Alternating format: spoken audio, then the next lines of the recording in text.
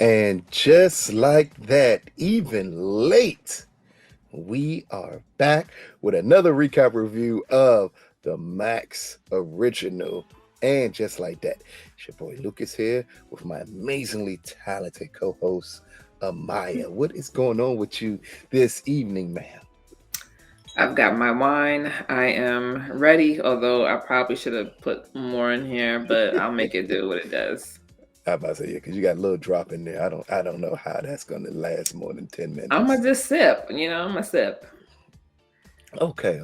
Now, again, full transparency, we are clearly a little late on this episode. Well, one, I was traveling this week, so that made us delay. And second, I had a Charlotte experience when we attempted to record this last week. And we'll talk about that when we get into what happens to Charlotte in this Hmm. episode. But first, we are on again episode 7 of And Just Like That. And we start off the episode with the girls at lunch as Carrie tells them that Aidan has responded to her email about them going out. Would you think Hmm. about starting this episode this way off, where we get the original girls here talking about someone from the original show and about Carrie reuniting with him? I mean, I thought that it was a cliffhanger that we had for last episode, so we were ready and waiting to see whether or not it was gonna be a hell yeah or a hell no or Mhm. a no response at all. So, Yeah. um, yeah, interesting, but not surprising. And also during this lunch, we get another conversation that I don't know if we need it, but I'm happy that they did bring it up. And that was Miranda and her dating preferences. As Ah, Charlotte yes. asked her, "Did you meet another young lady or something that you would like to go out with?" And Miranda said, "Why would you assume it's just a woman?" And then they asked her, "Why wouldn't we just assume that?" What do you think about, especially here, it's not necessarily pointed and clear yet at this point what Miranda's preference is. But what you think about just them bringing this up here and Miranda not really understanding what she is at this point? I mean, I think it's valid. It's something that I would do to my friends, right? Like if I Mm-hmm. know you to date men first, and then all of a sudden you started dating women, the question is like, I mean, initially I would just say bisexual. I wouldn't necessarily label it like you're hetero, or you're homo, like any of Yeah. that, because I feel like it's kind of, it's too much. But I Mm-hmm. understand the need to have that clarity, because in the event that maybe they run into somebody they think you would be a good fit for, they want to know which way Yeah. you leaning, and also just clarity for you. Like Charlotte, I think Charlotte said it pretty well, figure out who you want to date so that way you can eventually fall in love again. And I like that for her. So yeah. Yeah. It was a great way to put it. It was just more surprising that even at her big age, Miranda is still, again, we forget that she's still new to this transition of just accepting everything about her, not necessarily just her sexuality, but in Just general herself. in life, she's Yeah. just fully, finally accepting herself. So it was fun just for them to bring up her confusion of exactly who she wants to be with, or how does she see a relationship moving forward with her. But next up, speaking of people who kind of figured out what they want to do on this horrible, horrible day that they celebrate, which is Valentine's Day. I'll tell you why I say that later.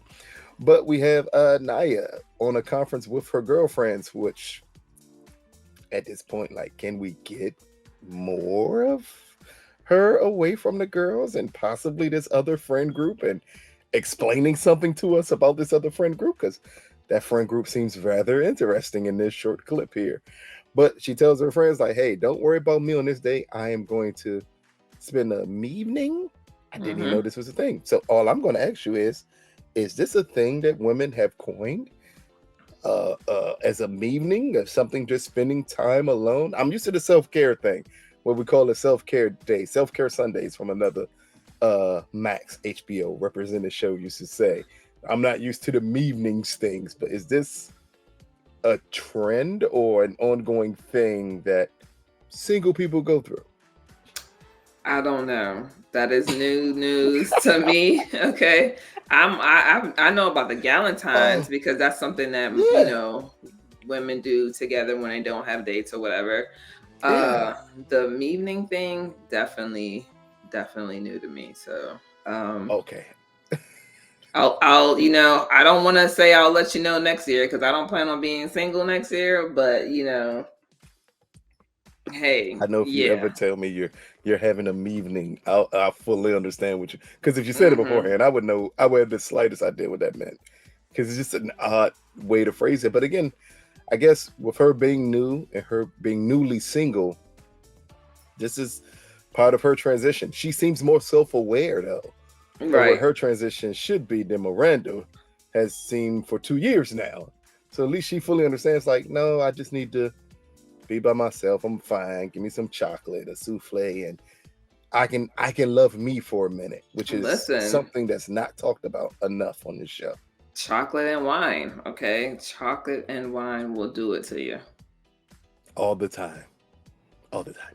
Next up, we got, and this is not a big story, so I'm just going to run through the whole gamut of his story. And that's Anthony with his breadmen, as I don't know what they're called. Hot fellas? Yes. Hot. Okay. Because I was going to call them breadmen through this whole time, and that just seemed wrong. But Anthony, his breadmen, as one of them delivers bread to Drew Barrymore, it gets him an invite on her show. And this is where he finds out that a huge portion of his staff is taking growth hormones to keep up with their Hmm. muscles. Uh, just quickly, uh, before we get to the other big portion, and I meant that with all pun intended, of the episode with the breadmen.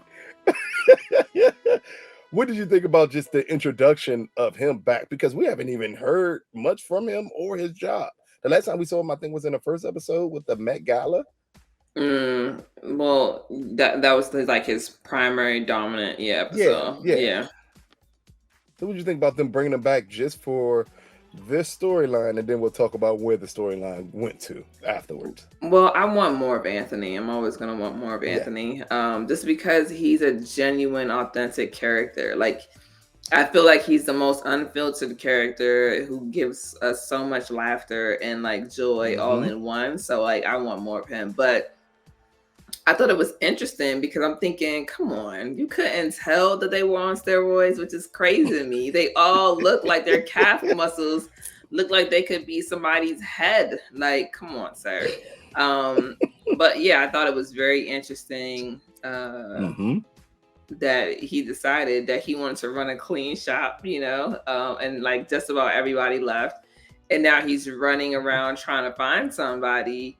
Um, and he's like, I love him because he's skeptical, but then he gets the picture from Charlotte and he's very much entertained. He's like, oh, I'm here for it. Like, how do we get this to work? And I just love how he bounces back and forth. It's almost kind of like Mm-hmm.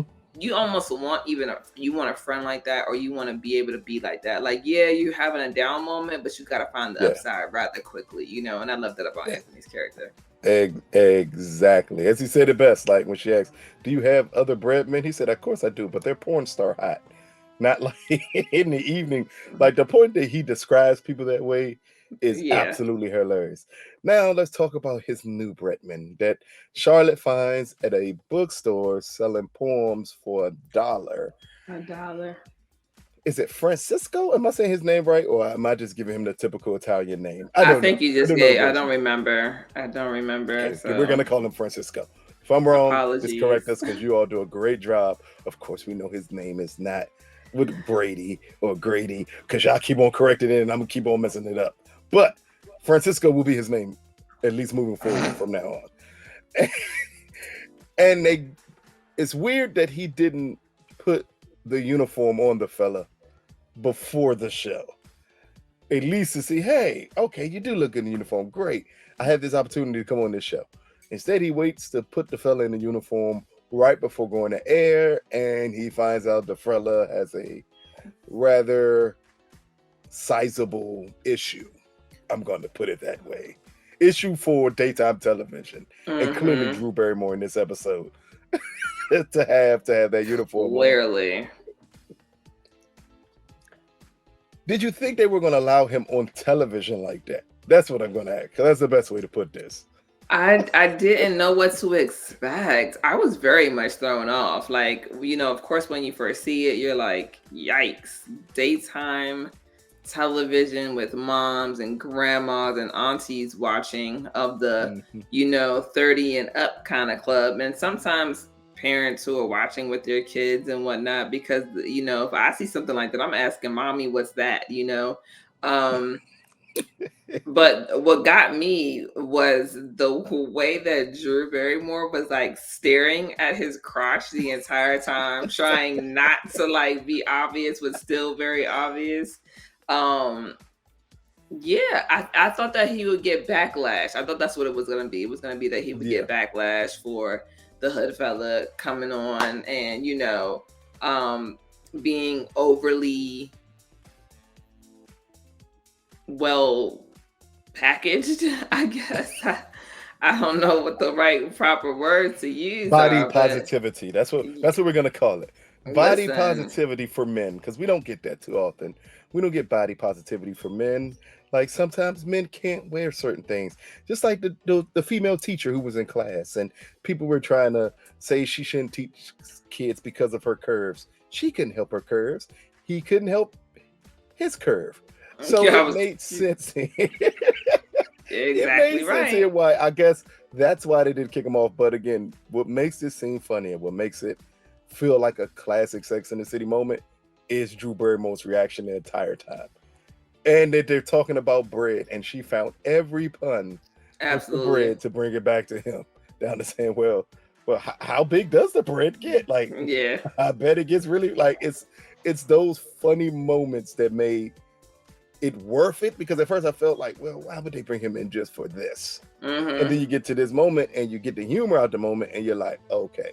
And Yeah, we it's clearly see perfect. something by the end of the episode with them when he asks him to stay around for a week, and we like, okay, maybe this is going to go somewhere else. So, Right. I mean, hopefully it goes somewhere else, because it seems like an interesting character to bring around, because Anthony's a fool. So anytime you can bring someone around him that allows him to be on the show even more, that's a good thing. But Exactly. let's now focus on the person who helped set up this thing for Anthony, and that is Charlotte. Now, let's see. First, let's start off with the controlling mom aspect of Charlotte, Mm-hmm. as she's been taking Rock every which way but loose for her modeling campaign. We see at the beginning of the episode when they're at the school where Charlotte brings up, like, well, all of this all for one campaign, and we have all these top agents looking at her, Mm-hmm. looking at them. I'm sorry, looking at them, and I've started an Instagram page for them, and they have 3,000 followers in a short period of time. Did you feel the momature attitude changing with Charlotte? We kind of mentioned it in the last episode when they went to the campaign, how it felt. But did you sense it from the beginning that that was going to take over for her? I mean, this is Charlotte we're talking about, right? So we Yeah. know there's a strong possibility that her dominating, controlling Hmm. portion of her personality was going to come over. And I Yeah. think that she took it too far. I get well, one thing is for sure that Charlotte always tries to do everything when sometimes you Yes. actually have to say no because you can't do everything, right? So they took the Hmm. reservation um for dinner, and so she has to get back at a certain time in order to make dinner. So now she's upset with the people at the front desk because you're like, we're late, we're supposed to have been seen, and we're here waiting. Hmm. um I didn't realize it was going to come out that crazy. And honestly, I thought that scene was going to go differently than how it went. I Oh. thought for sure that Rock was going to, say something more along the lines of that's, like, I don't want to do this because you're doing XYZ. But I mean, it still happened later on in the, once they Hmm. leave and they get back home and she's like, you were a bit of a tool. That's not the word she used, but that's the word I'm going to use, you know, earlier Yeah. today. So, I mean, it made sense for her to say that because Charlotte was going off. And mm-hmm. Rock handled it the way Rock would handle a situation of saying, like, you were just a little too much today. And you always told me I could quit if I wanted to give up this modeling thing. But I found it interesting that every time Charlotte brought up modeling, she said, we have done this. We have Mm-hmm. put in so much hard work. It's almost like, as we kind of thought from the beginning, that she would try to live this life through Rock. Right. Like anything that she couldn't do, that Rock was getting these opportunities. that she would try to do this because she feels that Rock is the person that can help her lead that life that she couldn't as a teenager. So I thought it was very interesting that she kept on using that terminology. And then later on in the episode, we get her situation with Lily, which I I know kids are spoiled, right? I know kids can be spoiled. Boy, are they going out their way to make Lily the most spoiled kid. They Well, are. close to another person on this show that we'll talk about in a minute. But Lily is really running tables around everyone being spoiled as she decides to throw a F boys party, which as somebody with girls in my life, I fully understand that, especially teenage girls. Sometimes you need that. But the point that she tells them they can't be home while Yeah. they do this, which pressures Charlotte into getting a reservation with Harry, forcing him to do something he clearly doesn't want to do. As he says, everything is overpriced on Valentine's Day after spending $500 last year. I said I was never going to do that again, but she didn't Right. care because it's all for Lily, and it's all for Lily with uh, the popular girls because Lily makes a song that we said from the beginning would be a problem, Mm-hmm. and it's a song about privilege, and you go to a rich school with a bunch of privileged kids. But Absolutely. this is Lily trying to make it up. What do you think about the way Charlotte, in these last two episodes especially, has bent over backwards to give Lily everything that she wants, which almost seems with little to no, like, I'm not going to say Pushback. polling, that's the wrong word, but yeah, little to no pushback during it. Charlotte does not have boundaries with Lily. Mm, And I dare I say that I don't know if she necessarily has them with Rock either, but to a degree she does. And I feel like this is where it becomes problematic. Like, it's cool that your kids have a voice. It's cool that you're sex positive and all these things, but these things need to come with boundaries, because then you have, I feel like they're just kind of let loose. You like the fact that she's like, "Mom, why are you here? Like, leave." Like, absolutely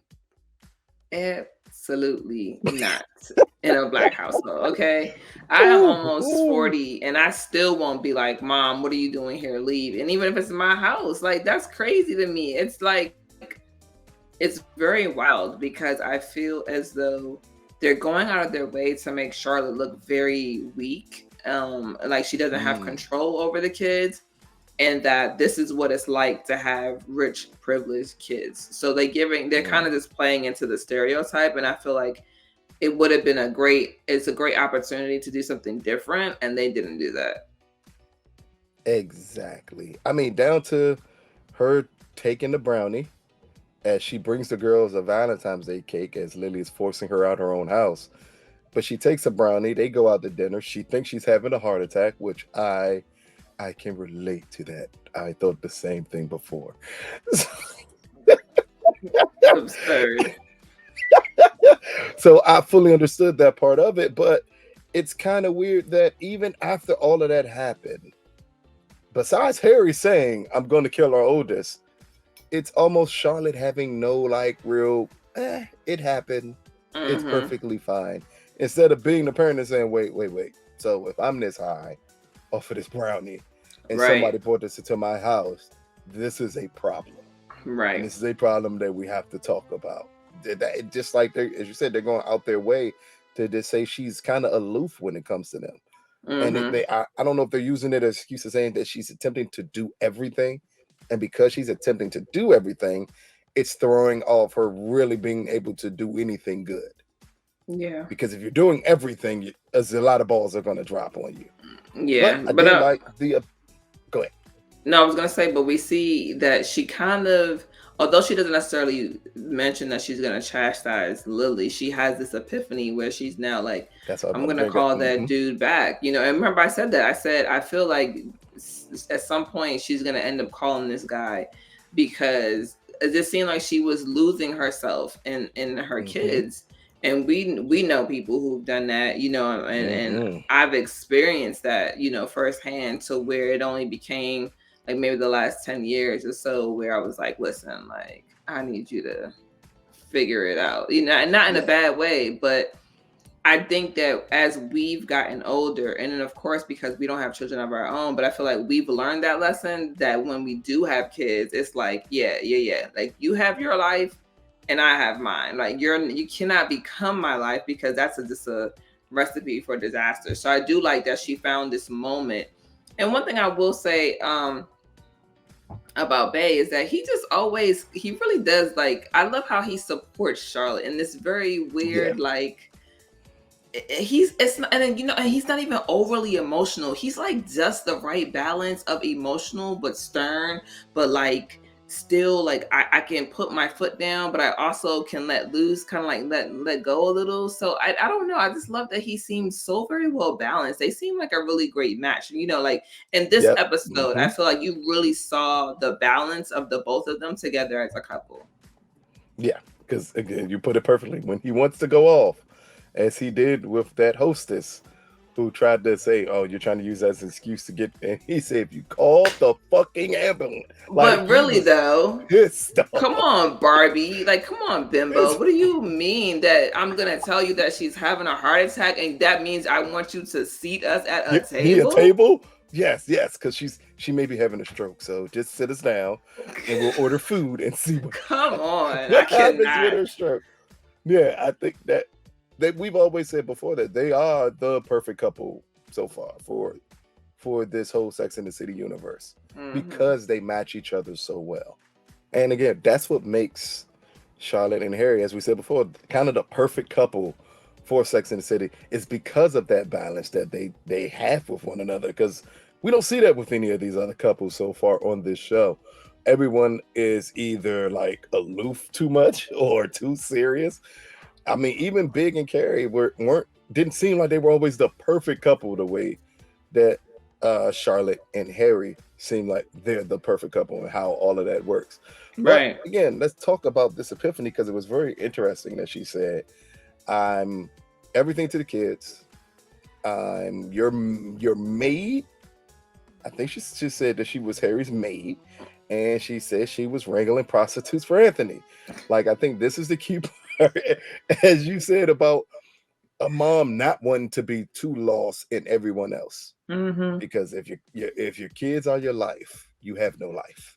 And I Absolutely. think that's Charlotte's fear here is that hey, you all cannot be my life because I'm still valued. I still have so much to do. And as you said, we were kind of waiting for this art dealer offer to come back up again because Hmm. it kind of was odd when it was introduced to her at that dinner, and we're like, okay, eventually this is going to come back up again, and she's going to take that job.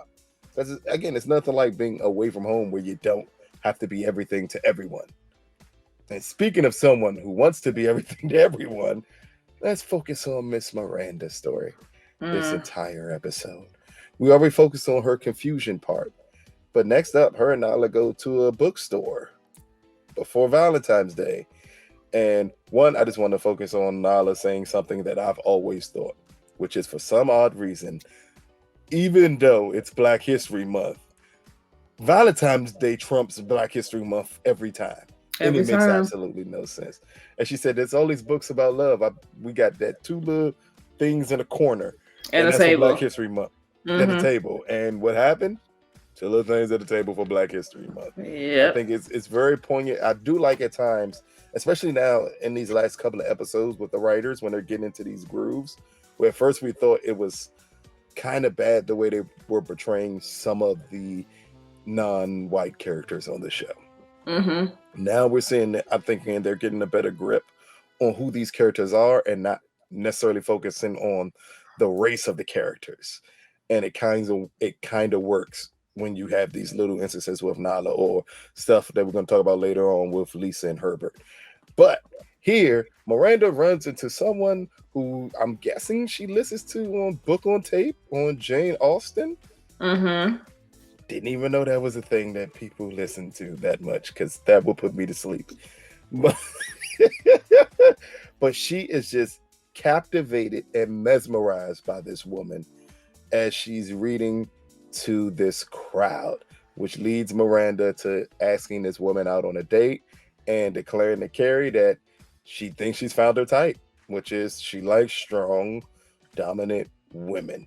What did you think Mhm. about Miranda's epiphany at the bookstore? I don't know. I just felt like it was kind of forced. I felt like it was. I mean, I did. I just feel like when you're not sure what you're looking for, especially if you're going Hmm. looking for it, that's like it's a. You know how they say like you can't go looking for love, essentially, right? Yep, you got to The find love it. Yep. and love just finds you, and it just happens, right?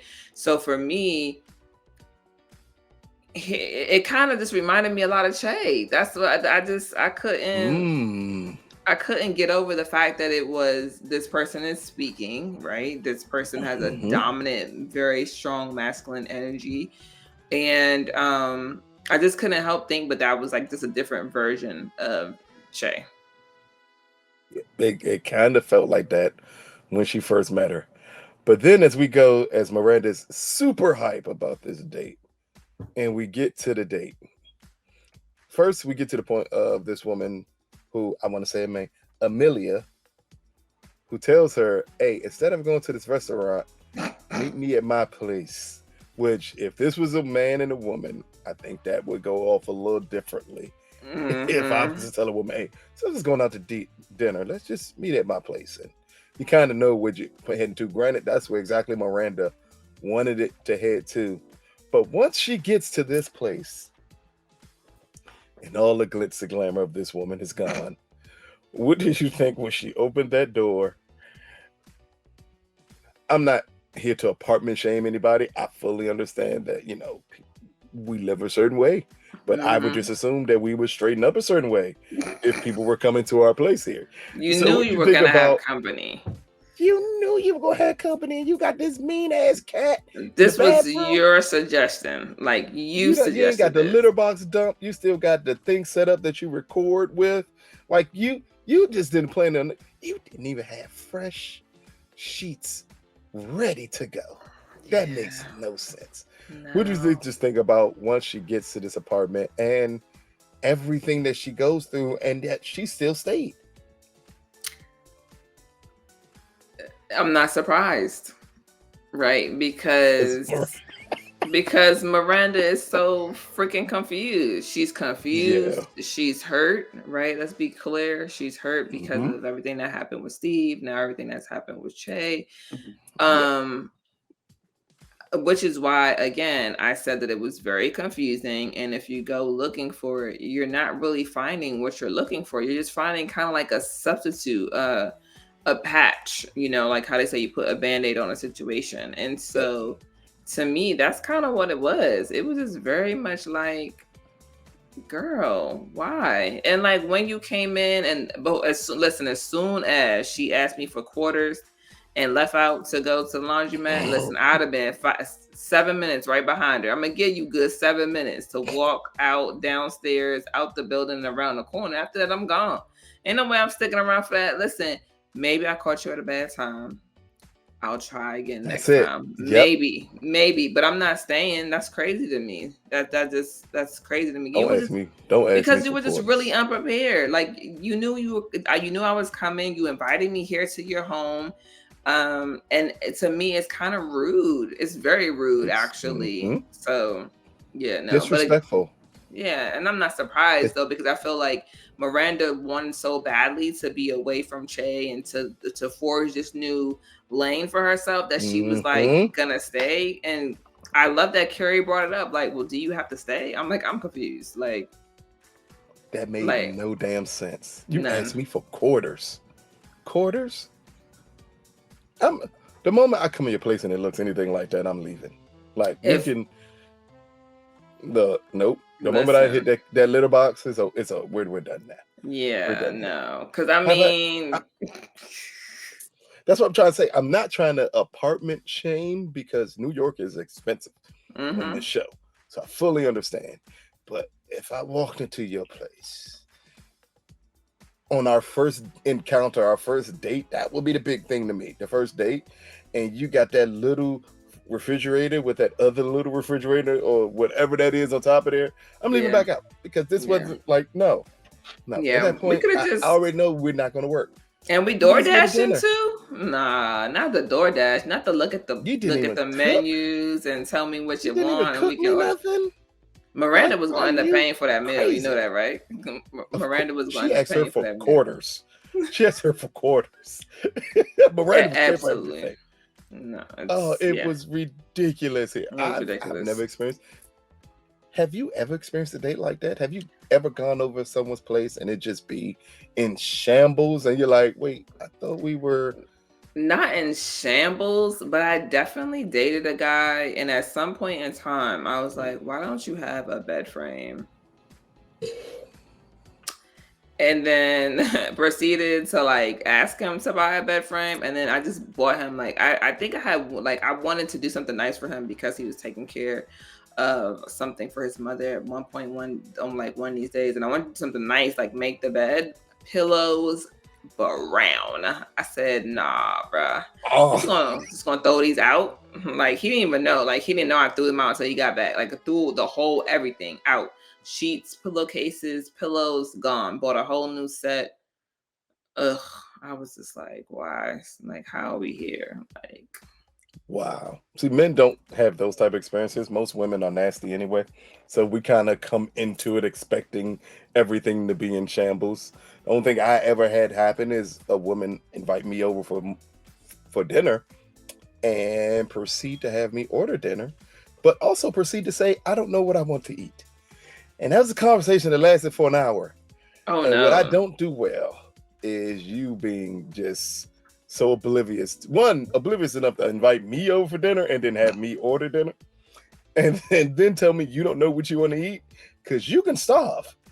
I'm perfectly Mm-mm. fine with you not eating. Like, I'm not going through that ever again in life. But again, it's but that's as far as it goes. I've never had a woman just have But that's not crazy. a bed frame. I've That's heard like insane. horror stories that men have told me, and they come over here and they're like, "Your house is so clean." And if to me, coming from a Caribbean American household, I feel like it's not clean enough. Like I want things to be in specific order, and so yeah. I mean, but I try my best to have it in some semblance of order, which to me is shocking because like people like really like to just I don't know. I mean, I'm like grateful because I've really gotten a lot of compliments on how I keep the house, Yeah. and it's a lot of house to keep clean too. So there's that. I mean, for women, you just stay out the master bedroom and the bathroom, or wherever her primary bathroom is. Those are the ones you stay away from because there's no telling how those look, Yeah. especially if she was not planning on entertaining you in that space. Yeah. But if I walked into the living room and you just had shit everywhere, I'm leaving because it's not going to work for me. Yeah. I'm a little too OCD. I lose my mind in a heartbeat. Yeah. But again, nice transition. With people losing their minds here, let's talk about Lisa, Herbert, and this new child that I've never seen before, Herbert Jr.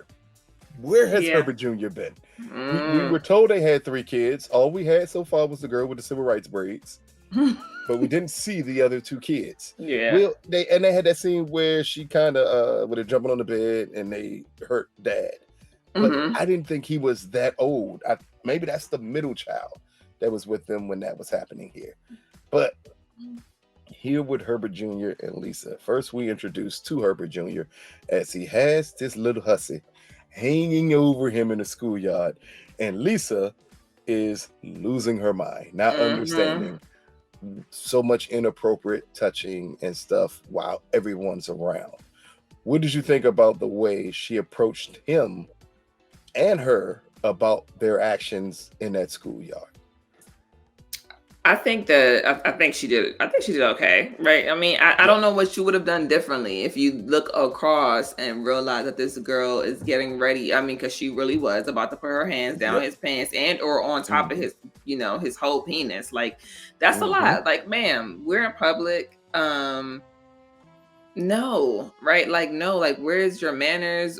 Like, don't you have any sort of like couth about you? It's just, I don't know. And it's cringe to be honest with you. Like, I have nothing against interracial relationships, but I feel like that was just something that was weird for me because knowing that there's such a, and that didn't even, and it wasn't even an episode, but it just still crosses your mind because you're like, this at any moment this girl can be like, he touched me, and that's like a whole different Mhm. conversation. You know what I mean?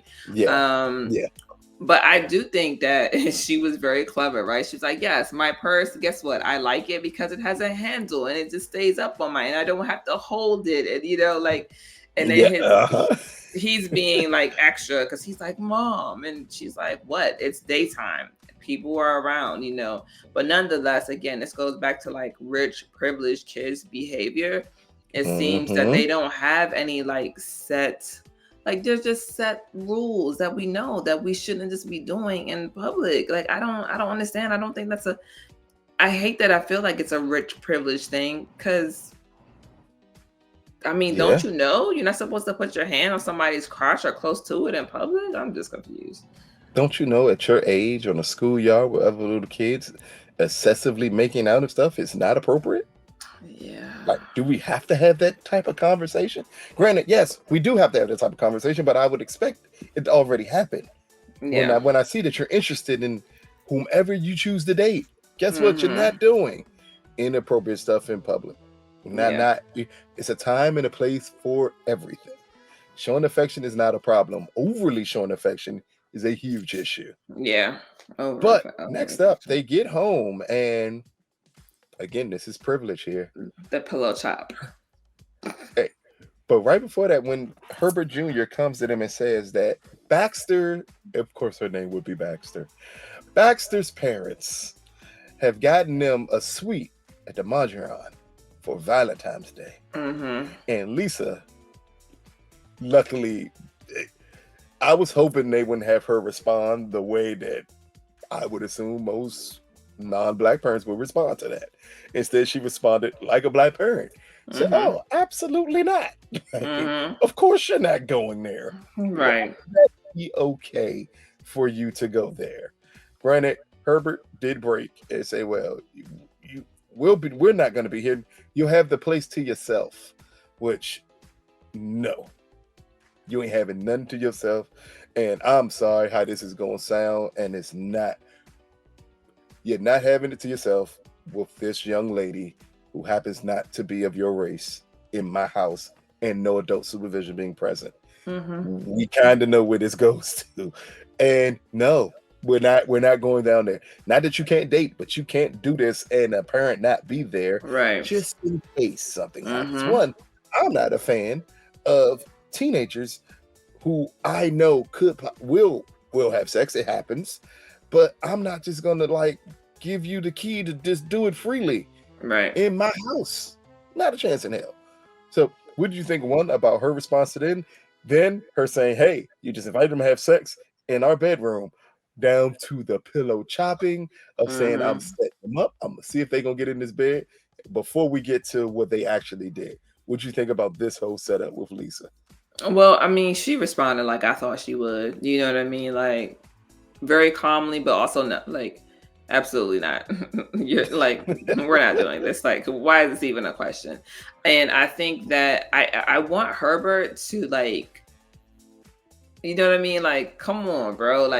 Yeah, it's a Like jack your son up moment. He had a I, f- couple of them this episode, and he failed one of them big time. yeah, I'm just like, what is happening here? You're again, is this like just privilege? Like what? Like I'm not saying you need to beat or spank your kids or whatever, but No. there's a certain sort of reprimand that happens that allows this child to still have such a respect and a fear for you that they don't do and or say certain things. And like to me, that's Mhm. just one of those moments. I do think that the comment about inviting them to have sex in their bed was a little overly dramatic because I don't think that was the case. I mean, the not being supervised, yeah, Yeah. like sex on the couch in his room, wherever. But like, I think it's you go up a whole different notch when you sleep in your parents' bed, which I've never done, by the way, because that's gross.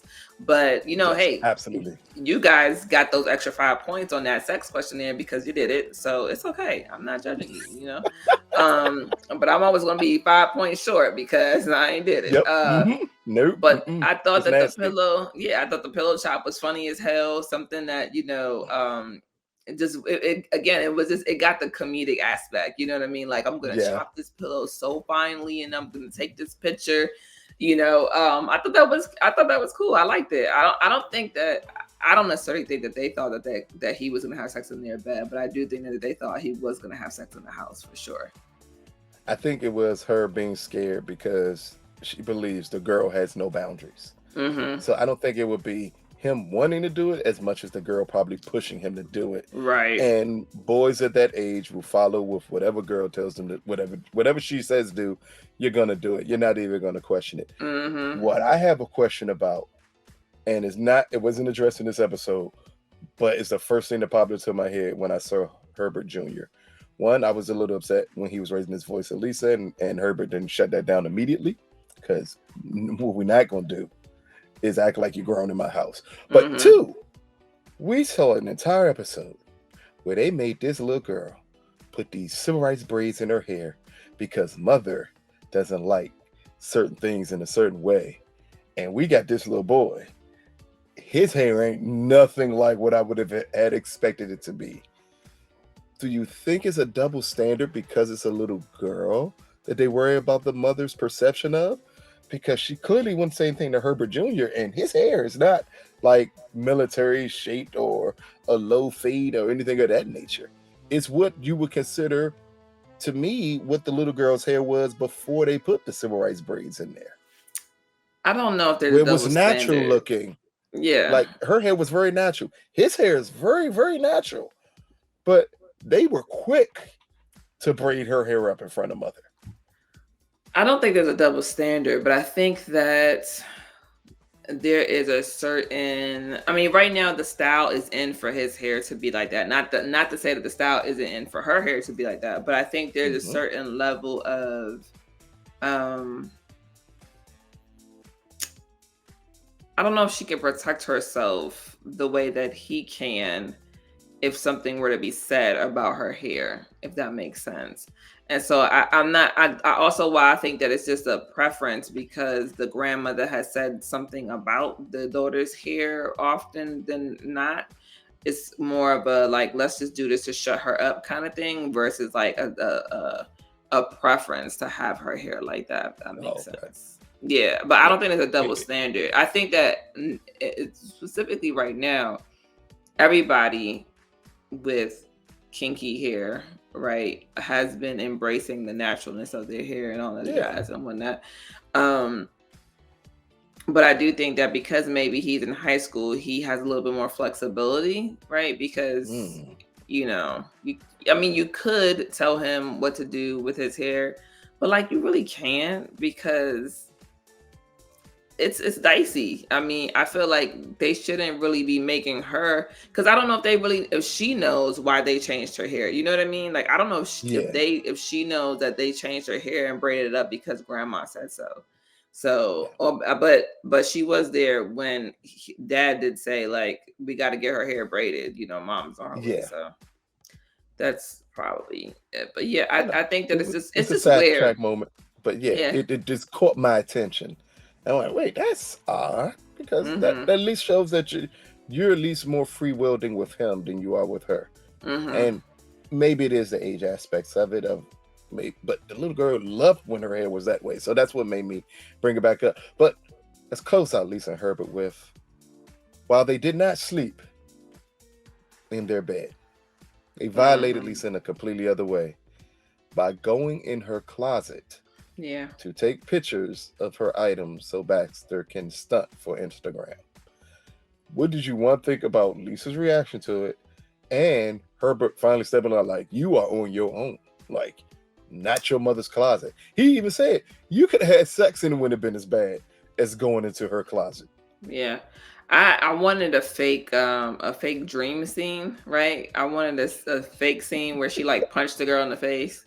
And then, it's just like kind of all, it was fake, obviously, because that would be child abuse, right? But I wanted that scene or something, because I just feel like, or maybe just karate chopped him in the face or something, because this is your home, this is your mother. And I feel like sometimes guys do get so sidetracked, like you said, like they'll follow any woman, any little girl, like, and so much so that you would hurt your mom, like, you know what I mean? Like, to me, it was kind of crazy like that, and it still didn't register to him until his dad said something. But even still, I need a continuation. I need to know like what happens, because I don't think I feel like even Herbert could have said more, right? Like, you're on your Yeah. own, but these are the consequences. You're grounded, like, or something, like something, anything. I just don't feel like he did enough. I feel like your wife is visibly upset, right? Like, this is Hmm. very personal and hurtful to her, and like you should be able to say, like, you've crossed the line. We've given you an opportunity to choose differently, but this is what you've done. You're grounded, and whatever else your mother decides to add on to your punishment, that'll be her doing as well, something like that, you know what I mean? Like, Yeah, because it's granted the closet clearly is Lisa's space, her safe space. mm-hmm, That's her private area. Just allowing her anywhere into my bedroom and I'm not there. We got black parents. You know what you didn't do? When they went home, you did not go in their bedroom under no mm-hmm, circumstances. mm-hmm. And if they caught you in there or with someone else, and it could be it's what you would perceive as something innocent of going through their closet. Oh, you gonna get it. Yeah, Because again, it's their private area, their private space. So again, I didn't think Herbert's response was what it should have been, yeah, because wasn't that was his enough. time to correct his son. Mm-hmm. Like, hey, this is not going to happen moving forward. You're going to Right, be grounded for X amount of time. She's not allowed back over here, because I don't know if she talked you into coming here or if you did this on your own coming in here, but you should have known better. right. Something of that nature, hopefully. That's all you can hope for. But Yeah, I speaking agree. of things to hope for, because I'm not focusing on Shay's storyline this episode, she rescued a dog, she got her old job back, now she's a vet. The end. It's nothing. It's nothing. It's nothing to talk about there. Oh, Lord. But now we're focusing on Carrie and Aidan. We can kind of skip all the way to the end of this because it's not really anything before the end Mm-hmm. of the dates and of Carrie going to the wrong location, being highly confused, which I fully understand. One, I've been on a date in New York. That can be Yeah. confusing if they're too close. I've been on dates in DC. It can be too confusing if two restaurants are way too close and neither one of them are the old school restaurants with the sign above the door, because they're too hip for that now. So Yeah. you just need to know the exact address you're going to. So I fully understood that part of it. But I did like when they got together, their small conversation that they had before going back to Carrie's place. What did Mm-hmm. you think about the whole confusion about the restaurant and a conversation that they had with each other at the restaurant? I thought that it was gradual. I thought that it wasn't too Mhm. big, it wasn't too small. It was just right. It was just enough of, this is my first time seeing you in 10 years. I know that you've lost Mhm. a spouse, like, how are you feeling? It was very delicate. It Yeah. was like two friends who had also been lovers catching up Mhm. and making sure not to go in too hot, essentially. So I thought Yeah. that it was good. I thought they did a good job on that. Now let's get to me the best part of this episode Mm-hmm. of Carrie inviting Aiden back to her place, and they pull up to her old apartment, and he immediately freezes Mm-hmm. and says, "I would have thought like you'd be somewhere else now," or and this place holds too many bad memories for me to go inside. We Mm-hmm. kind of see in at the end of season one where Carrie leaves the place with Big because of all the memories that it had there, good and bad, and she needed what she perceived as a fresh start, and that fresh start was going back to her place. Mm-hmm. Now she's here with Aiden, bringing him back, and all the trauma that they went through is being relived again the moment he pulls up to that door. What did you think about the way they set up that scene and Aiden's reaction to her still being in that same apartment? I thought it was amazing. I Yes. mean, I really, one, I wish on so many stars. I pray that people And by people, I mean people would just start having raw, honest conversations. And it doesn't have to be nasty or mean or intense or uncomfortable, but it's still the conversation that needs to be had. I love the setup because when he brought it up, I too thought to myself, like, yeah, why are you here? Like, why didn't you start completely over? She's Mm-hmm. essentially, this is what we tell people, like, when you go back into your comfort zone, nothing can be had in your comfort zone. Even no matter how many times you reinvent a space, it is still the same space. Essentially, it still Yeah. holds all the same memories.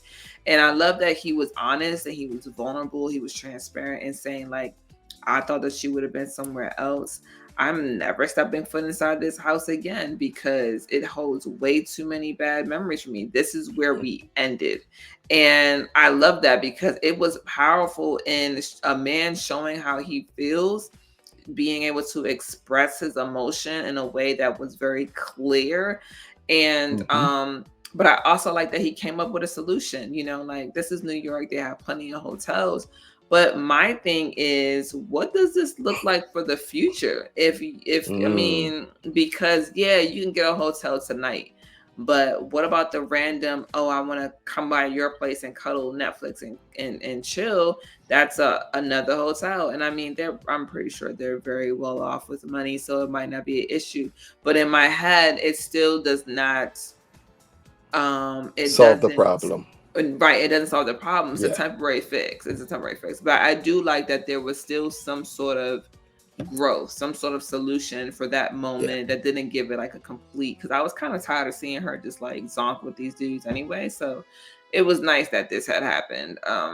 But yeah, by far the best part of the episode for sure. And it just shows you that having real conversations can lead to outcomes that you actually want. And that's not always going to be the case, but still, like they say, never leave without every stone overturned or unturned. Like, don't leave without Yeah. stones unturned. Whatever, you Don't know what don't I mean. leave every stone unturned. Yeah, there we Yeah. go. Yeah. And I think Carrie's reaction to it is also what made it great. When she said, I thought it couldn't be this easy. Mm-hmm. Like, yeah, like you all haven't seen each other in 10 plus years. And you bring him back here, and then the realization hits like, oh, you're Mm-hmm. right. Like, we ended here. He's talking about the floors he put in. Like, we understand the traumatic moments y'all had there. And at Mm-hmm. no point did she give him big pushback on his decision not to come up there. Right. Like you would expect it. In some other show, maybe the woman comes back and says, well, it's me. It's me, the place. You got to accept it. She did none of that. It Mm-hmm. was more of an understanding, like, you're right. Yeah. But again, it did give us a perfect ending. Him saying, we're in New York City. The last thing we need to worry about is a room. There's plenty of hotels around here. Right. Happy didn't say plenty of Airbnbs. That would be nasty. But it's plenty of hotels around here. We can always get a room. Or I was like, okay, wait a minute. But I had to remember he flew in to New York. Because I'm about to say, wait a minute, doesn't he have a place that they Mm-hmm. could go to? But I remember then oh yeah, he doesn't live there. I think she said he lives in Virginia. Mm-hmm. So clearly, I mean, no, you're not taking that 4 hour trip at Yeah. 2 o'clock in the morning Yeah. to go to Virginia from New York. But again, it was a nice ending that we get for this episode. So, final thoughts on episode 7. I think that they're finally getting it, right? Like, they're finally getting it. The pieces are starting to come together. It feels more fluid and more together, more solid, right? Like, more Yeah, solid. I think that they're trying to weave certain people in and out so that everybody kind of gets a little spot, a little, yeah, so I think that that's good. And it doesn't seem filler. It seems like solid. It seems good. So I liked it. I yeah, think it was a good episode.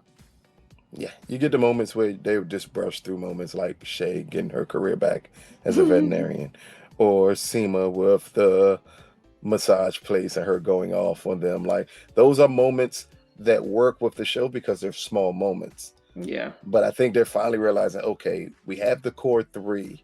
Technically, we only truly need to focus on 1 to 2 more people at a time. And Yeah. they need to have really interesting things going on with them for us to focus on them. And that's why I work in this episode. And that's why it feels like an amazing, like a Sex and the City episode. I mean, that's been the biggest gripe for a lot of people on this show, is that this show feels absolutely nothing like the original series. And at least some remnants of that series should go into this one to just bring that audience more comfort. And here, we're like three for three in these last episodes where Yeah. they're in their groove of understanding what this show is. And maybe it's because it was just a rough start to the season. Like, it's hard to, you're bouncing back from a huge death at the end of last season, a huge change for Miranda at the end of the last season. And the first episodes was rough, but now we are here to a point where these episodes finally seem like they're clicking together. So, again, episode 7, just like that, you can catch our review now, because that's when we're going to drop it. Yeah. But normally, you catch our reviews at 4 a.m. right after the episode airs on Max. So, let us know what you think about this episode. Let us know what you think about Shay. Is her career as a veterinarian the real truth path that she should be heading down? See, now Let us know what you think about Anthony and his Italian bread man. Where will that go, and how will he hide that moving forward? Let us know what you think about Nala, and is the Mesnevings, whatever she called it, is that a thing that she's gonna have going on in the future? And let us know what you think about Carrie and Aidan, and if this quick band-aid is going to be something that prohibits them from getting back together. This has been another production from Big Gold Belt Media. Peace, people.